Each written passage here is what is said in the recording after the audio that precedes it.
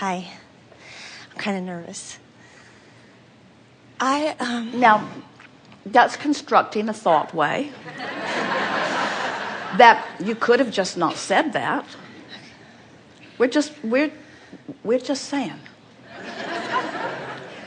Be aware of the thought ways that you are presenting, especially the ones that you are vocalizing. In other words, when you find yourself about to say something that you know is constructing a thought way, where you then stop, pause, think about it, and at least don't articulate it. Okay. All right. I would like to have a very harmonious relationship with my husband. Now the words sounded really good, didn't they? It's all right. We're gonna work through this together, and you will have fun eventually. But you know, when you raise your hand, what you're actually saying is, I'm willing to be. Jerry says guinea pig has been replaced with Abraham-hamster. I'm willing to be the Abraham-hamster where I am sort of exposing where I am. And so it benefits everyone as we sort of pick our way through this carefully. So it's clear to everyone who is listening to you that you made the most positive statement that you could make. I want to have a wonderful relationship with my husband. But it's clear that as you speak it, because it's one thing and you're standing in another, that even talking about it is painful because you're not where you want to be. Isn't that pretty obvious?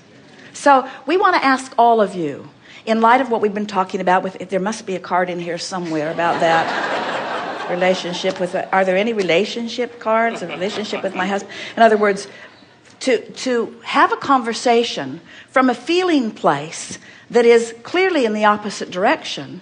What good could possibly come of that? To have a conversation about that subject when you feel the way you feel about it, from what we've been talking about here today, what's going to happen? What's going to happen? In other words, she's going to need to explain to us what's going on and build more thought ways. In other words, so this is really an interesting question. In this seminar that Abraham has the nerve of calling the science of deliberate creation, you got to be kidding me. I've come with something that I want to overcome. I've come with something that I want to improve. And they're saying talking about that raw and ragged subject is counterproductive? Yep. So before we begin, we would like to engage in a conversation in which you can easily get into the vortex. In other words, get into the vortex must come before any good can come from any conversation. So is there any subject that gets you in there easily? Or is that subject so active and so raw and so present that it just supersedes everything? It's pretty dominant, but I can think about my children. Yes? They're sort of related, though. Yeah. But my son is 6, and he doesn't, he's in the vortex. So yeah. He's funny, and he's sweet, and nurturing. Yeah. What else? I can talk about how I feel when I teach yoga. Yeah. You see, but here's the thing that you don't yet get, that we so get that we want to shout it. A lot of others don't get it either, and we so want you all to get it. Do you know that the way you fix your relationship with your husband is by talking about your 6-year-old who doesn't need fixing? Go figure. That by staying off the subject that takes you out of the vortex and on a subject that takes you in the vortex will take you in and will repair anything that matters to you. Because in the vortex already resides a version of the relationship with your husband that is the way you want it to be. But you can't talk about it as it is and get in there. Mm-hmm. So you have to cease the construction of those thought ways while you focus upon the construction of other thought ways that are easy. So you just do anything and everything you can do to stay off the subject that keeps you out and on the subject that lets you in. And after you hang around in there, the relationship that you want will reveal itself to you. Do you believe that? That's exactly the way that it works. So in the vortex, then, the relationship will reveal itself. Does that include my husband? You tell us, have you been leaving him out of the equation? In other words, when you know what you don't want, you know what you do want. And so every time he misunderstands you, every time he doesn't respect you, every time he's disinterested in you, you put all of the things that you want in the vortex. They're all in there. The version that you want is in there. But you can't have the version you want because what's active in you is the version you've got. Because you're letting what you've got dominate your vibration. You're doing it with your 6-year-old too. He just behaves better. Most of the time, yeah. But you see what we're getting at? And almost everybody is letting what is train their frequency. And that's why you're confused about how to get what you want. You think that, well, if you'll behave different, then when I observe you, I'll feel different. And if you don't behave different, then I can't feel different, and therefore I'm really mad at you.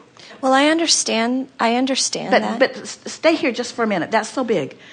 We wanted that to settle in with people, because with all of you, is that what is dominating your vibration, and that dominant vibration is preventing you from meshing with what you want. And we want to help you to understand that it's the meshing, it's the vibrational meshing that's missing, not the behavior. Something happened with Esther and someone that she cares about the other day. And she said to Jerry, I'm so mad that I have to be mad. I'm just mad that I'm mad. And she's laughing at herself, because what she means is, I need better behavior from that person. I need better behavior from that person, and I didn't get it, and now I'm mad. If they'd just done what they should have done, I wouldn't have to be mad. And of course she's laughing because she knows better. She knows better, but that's how it feels, doesn't it? When you want to feel good, and that the 6-year-old makes you feel good, but the person you're married to doesn't make you feel good, it makes you just want to shape up and be more like I need you to be so that I can feel good. Because most people are approaching life observing and feeling, observing what is and feeling response, observing what is and feeling response. It's what makes you think you have to control the world, or control your children, or control your employees, or control, because you want to feel good, and if they'd be different, you'd feel better. But the control you're looking for is not control of what they're doing, it's control of where you're looking. It's your own control. And when you show yourself that you have the ability to focus yourself into a different vibration than reality is currently giving you, now you've got it, you see. I've been listening a lot to your CDs and the DVDs, and I feel like I intellectually get it.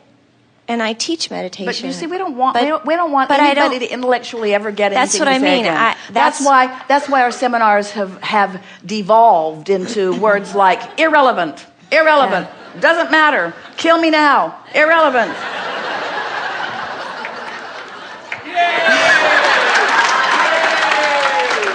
In other words, never mind. Gator later. In other words, a sort of a devolving of thought. Because the thought that you've thought yourselves into such quagmires. You've thought yourselves into wars and corners and opinions and unworkable things. We want you to just chill out. We want you to relax and acknowledge that it's in the vortex, and the vortex wants to give it to you. You've just got to do something far simpler, engineer. You've just got to do something far simpler. Far simpler than anything you've ever done before. You don't need psychology. You don't need psychiatry.